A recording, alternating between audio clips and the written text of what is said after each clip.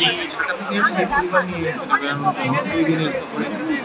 আর এখানে আমরা কক্সবাজার থেকে সেন্ট মার্টিন বেড়ানোর উদ্দেশ্যে গেছিলাম। ওখানে প্রায় সবকিছু ছিল, আসার পথে আবার আমাদের জাহাজটা সময় মতো 4:30টায়, ঠিক 20 থেকে 15 মিনিট, 20 মিনিটের মধ্যে ঢেউ আসে। প্রথমে ভাবছিলাম যে হয়তো জোয়ারের জন্য এটা নরমাল প্রতিকূল, এটা হয়ই সাধারণ, কিন্তু 10-15 মিনিটের পরে পরিস্থিতিটা আরও অবনতি হতে থাকে। দেখা যাচ্ছে বড় আকারের মানে ঢেউ এসে পুরো জাহাজটাকে ডুবিয়ে দেওয়ার মতো অবস্থা। জাহাজের সামনে গ্লাস অনেক জায়গায় ছিদ্র হয়, অনেক পানি ঢুকতে শুরু করে। দেখা যাচ্ছে যে এর ভিতরে লাইফ জ্যাকেট বিতরণ করার পর থেকে যাত্রীদের মধ্যে অনেক আতঙ্ক কাজ করে, অনেক বমি করা শুরু করে। তারপর থেকেই একটা হাহাকার কান্নার রোল করা যায়। তারপরে আমাদের অনেক অনুরোধ করা হয় যে আপনারা কাছাকাছি অনেক জায়গায় অনেক অ্যাক্টিভ ছিল, যাত্রীদের মানে নিরাপত্তার জন্য সর্বাধিক চেষ্টা করছেন, সব ভালোভাবে করার জন্য আসলে কর্তৃপক্ষকেও অনেক ধন্যবাদ।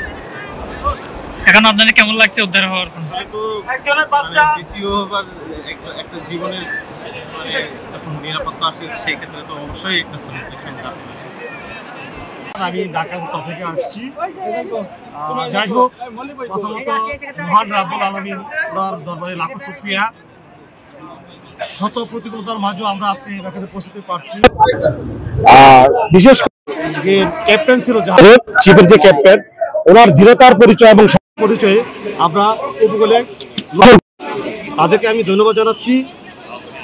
যাই হোক আসছি, প্রশাসন যারা আসছে, দেশের সেনাবাহিনী, নৌবাহিনী, কোস্টগার্ড, বিজিবি, পুলিশ, আদার্স যারা যারা আছে, সবাই তাদের প্রতি আমরা কৃতজ্ঞ। আমরা সুন্দর মানতে পেরেছি, আল্লাহর কাছে লাখো শুকরিয়া। আসসালামু আলাইকুম। আমি জেলা প্রশাসনের পক্ষে, সদর জেলা প্রশাসনের পক্ষে টেকনাফের প্রেসিডেন্ট বলছি। আপনারা যারা যাত্রী আছেন কেউ অনুগ্রহপূর্বক আতঙ্কিত হবেন না।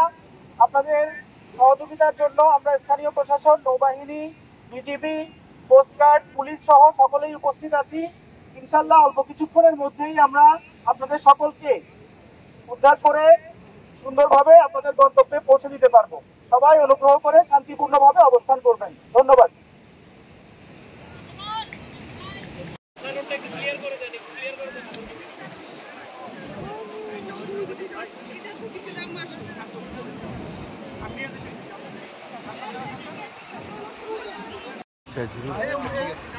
লোক ধরে ফেলে লম্বা করে লোক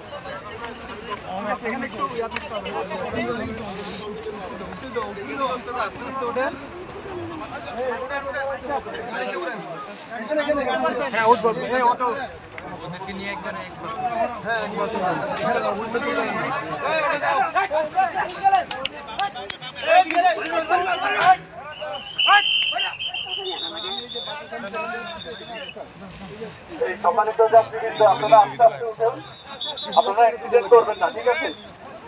আপনারা আস্তে আস্তে উঠুন, আস্তে আস্তে উঠুন।